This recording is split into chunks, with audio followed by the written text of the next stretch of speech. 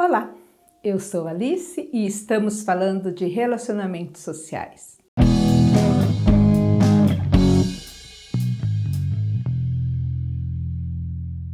Eu contei para vocês num outro vídeo que eu fui acompanhar o meu marido numa cirurgia agora no início do ano e um outro fato me chamou a atenção, além daquele que eu contei no outro vídeo lá do seu cílio. Uma outra pessoa que estava no quarto era um senhor idoso que diz o seu cílio, né? Foi ele que contou, que o seu Isael veio de Recife, com 76 anos, para encontrar o irmão dele aqui em São Paulo e trabalhar no Ceasa. E que lá no Ceasa, um caixote caiu no pé dele, né? E o seu Isael também é, né, diabético, ele não deixou de ser, tá vivo ainda, espero. Ele é diabético e aquele machucado no pé virou uma ferida na ponta dos pés e ele acabou sendo internado lá em Carapicuíba. Desconfio que o irmão dele mora por ali também, né, mas não encontrei. E diz o seu Cílio que o irmão abandonou o seu Isael lá no hospital e não estava indo visitar. Assinou a internação, assinou a autorização para amputar a ponta dos dedos do pé e não apareceu mais. O seu Isael, ele estava muito debilitado quando a gente chegou lá no hospital. Ele não estava falando quase, um olhar meio perdido. E logo depois da cirurgia do meu marido, quando a gente voltou para o quarto, estava esperando a refeição para ajudar ele a se alimentar. E aí eu olhei, a cama do seu Isael ficava em frente à cama do meu marido. E quando eu olhei, tinha uma poça de sangue do lado da cama. Aquilo me assustou. A enfermeira tinha acabado de passar, tinha trocado o curativo de todo mundo, tinha trocado roupa de cama, né? Tava tudo limpinho. E eu achei estranho. E o seu Isael, ele se mexia muito, né? E diz o seu Cílio que ele, durante a noite, ele arrancava o acesso de soro, ele estava usando fralda e sonda, e aí diz que ele no dia anterior tinha feito cocô, e ele enfiou a mão dentro da fralda e se lambuzou todo, né, de fezes. Quando a enfermeira veio para limpar ele, ele abraçou a enfermeira, todo sujo de fezes. Então diz que ele aprontava muito, né? O tempo inteiro. E eu achei estranha aquela poça de sangue e fui chamar a enfermeira. Eu falei, olha, o lençol estava bem ensanguentado, mas eu não cheguei perto, porque eu estava cuidando do meu marido em frente, né? Mas fui chamar a enfermeira. A enfermeira demorou um pouquinho, aí daí a pouco o seu Isael levantou a mão do acesso, porque o acesso estava na mão dele, estava pingando sangue. E aquilo me assustou, porque já estava todo sujo, né? Lençol, ele mesmo, a outra mão, que estava com a pulseira, com curativo.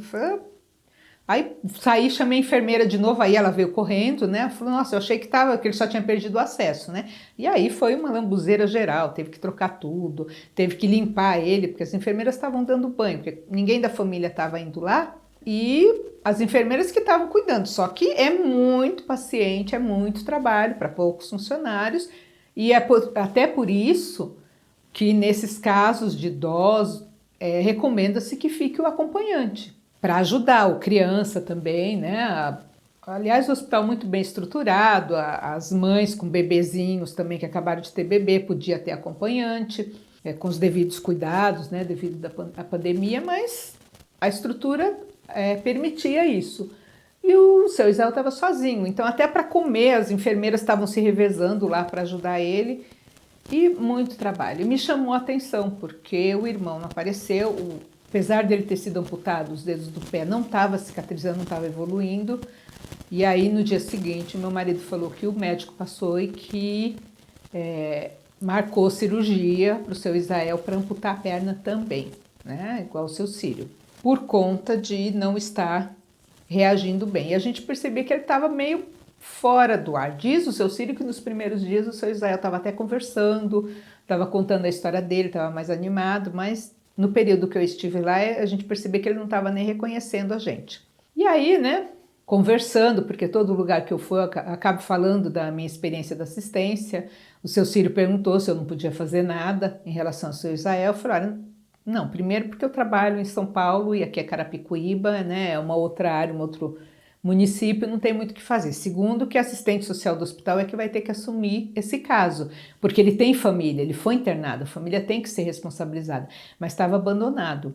E diz até o outro senhor que estava no mesmo quarto que a cunhada do seu Isael foi lá E falou brava com ele, que não tinha como cuidar dele, que ele tinha que se virar, que não queria ele na casa dela. Diz que falou palavras muito duras com ele, que o pessoal no quarto ficou até chocado, né?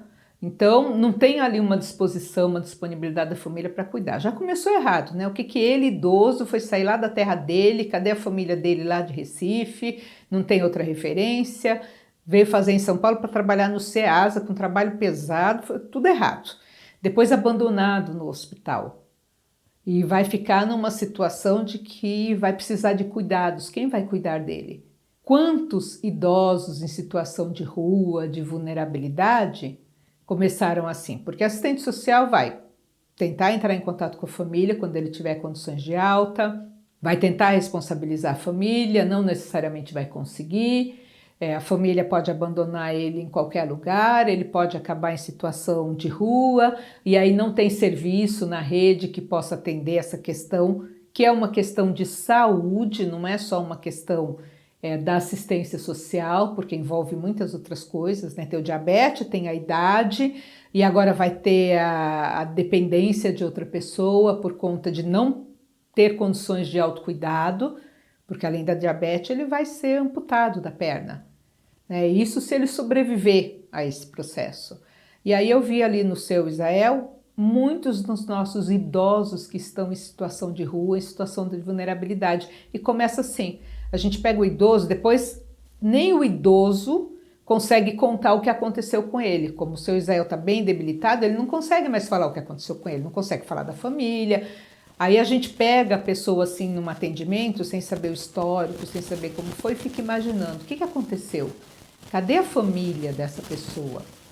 Por que ninguém cuidou? Por que foi abandonado? E acontece muito isso, né? A pessoa vai dar trabalho, então eu largo lá, eu não quero. Acontece muito das pessoas que estão em situação de vulnerabilidade, em situação de rua, de ter vindo para São Paulo ainda, ou de ter mudado de estado por conta de tentar uma oportunidade de emprego melhor.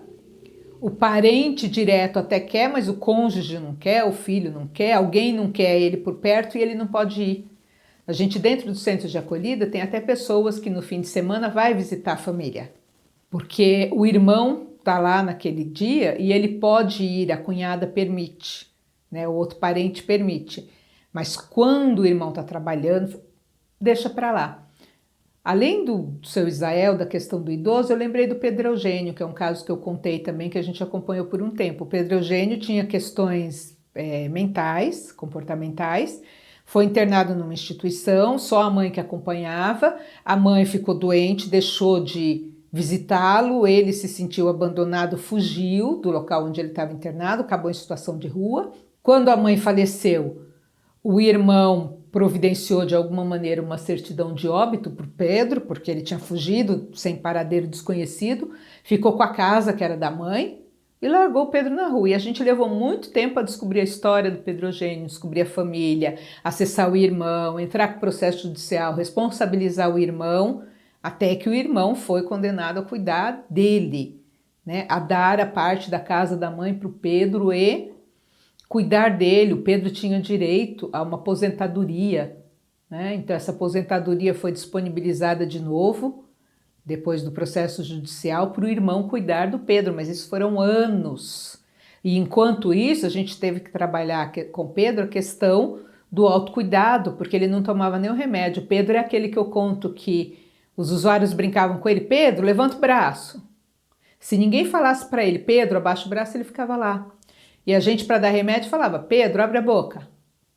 Botava o comprimido dentro da boca, Pedro, fecha a boca, engole. Era assim, era comandado. E com o passar do tempo, trabalho, muita persistência, a gente conseguiu que o Pedro soubesse que ele tinha que tomar remédio, que hora que ele tinha que tomar remédio. Ele não sabia o nome, mas ele sabia que de manhã era um comprimido branco e de noite era um comprimido azul, por exemplo, né? Ele ganhou noção de tempo, então nós marcamos no calendário dele as consultas e ele controlava. Na véspera da consulta ele já chegava para a gente, olha, amanhã eu tenho médico, eu preciso do meu documento e da carteirinha. Então foi um trabalho de longo tempo para buscar essa autonomia, mas a questão do Pedro era mental, não era física. Acaba sendo mais fácil da gente lidar, porque o Pedro conseguia, com os comandos certos, tomar banho, trocar de roupa, lavar sua própria roupa, se alimentar direitinho.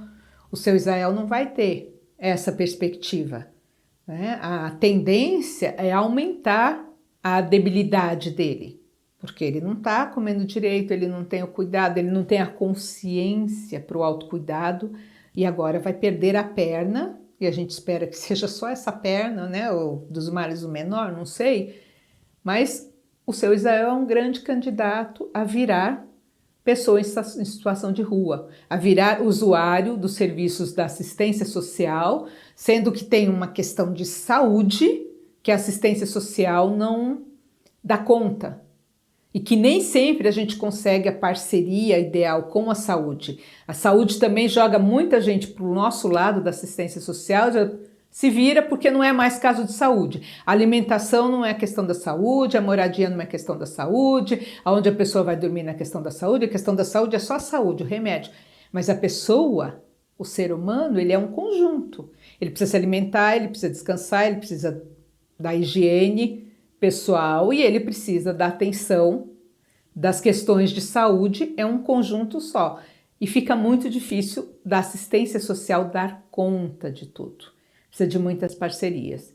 Então é um caso para refletir. Quando você vê aí o idoso sendo abandonado, sendo maltratado, denuncie para os órgãos de defesa antes que ele chegue nesta situação.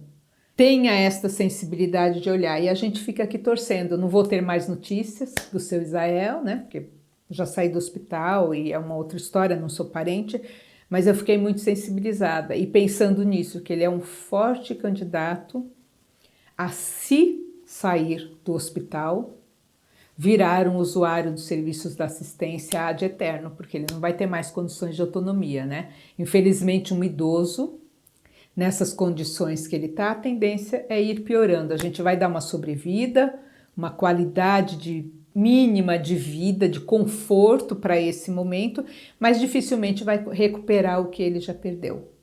Então, eu queria compartilhar essa história com vocês, porque quando a gente está dentro da assistência e lidando com os usuários, a gente vê as histórias, às vezes não consegue levantar o que aconteceu antes e a gente lida com a situação. E com o seu Israel lá no hospital, eu vi o que acontece nesse meio tempo, né? E já consigo prever a consequência disso. Então pense a respeito, não pense só que a pessoa fez por onde estar naquela situação, tem todo um conjunto que leva à situação de rua, à situação de vulnerabilidade. E um dos grandes problemas que nós temos na sociedade é a questão das relações familiares, pessoais, que as pessoas estão deixando muito facilmente o outro para lá, né? Como que um irmão pensa, não tenho como cuidar, deixa para lá, como que uma cunhada vê aquele cunhado naquela situação e tem coragem de virar as costas, sendo que um estranho como eu fica tão mexido. Então é uma questão também de afetividade e dos relacionamentos familiares e sociais. A qualidade dos nossos relacionamentos está muito comprometida e a gente precisa refletir sobre isso. Por hoje é isso, eu sou Alice, estamos falando de relacionamentos sociais. Até breve.